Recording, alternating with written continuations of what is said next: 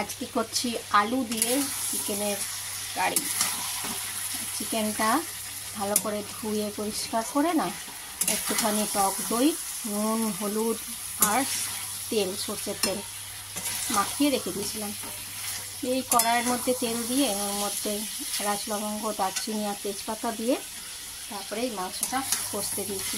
এর মধ্যে যা দেয় পেঁয়াজ, আদা, রসুন, লঙ্কা, টমেটো আর একটু টক দই ওর সঙ্গেই পেস্ট করে নিয়েছিলাম একসঙ্গে দিয়ে এই যে কষছি।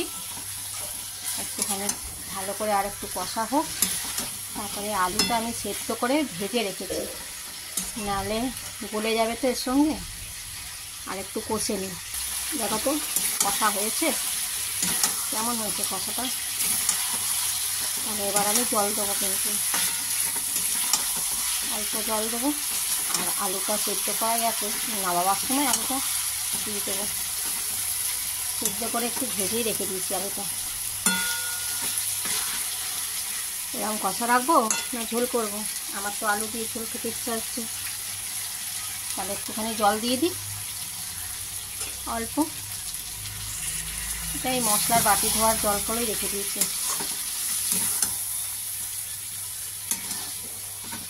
আরও কষি একটুখানি।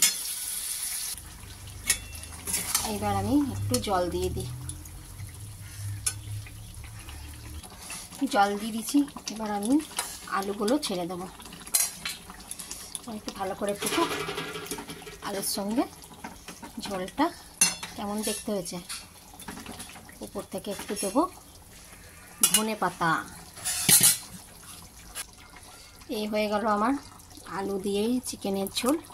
এবার আমি একটু ধনে পাতা দেবো এতে।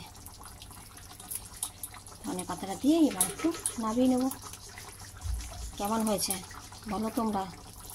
চিকেনের ঝোলটা ঠিক হয়েছে? চিকেনের ঝোলটা গরম ভাতের সঙ্গে আর কিচ্ছু না, শুধু আলু দিয়ে চিকেনের ঝোল। এবার নামিয়ে নিই। এই আমার রেডি হয়ে গেল চিকেনের ঝোল আলু দিয়ে। উপর থেকে একটু ধনে পাতা দিয়ে দিয়েছি। কেমন লাগলো বলো তো আলু দিয়ে চিকেনের ঝোলটা? ভালো লেগেছে তোমাদের?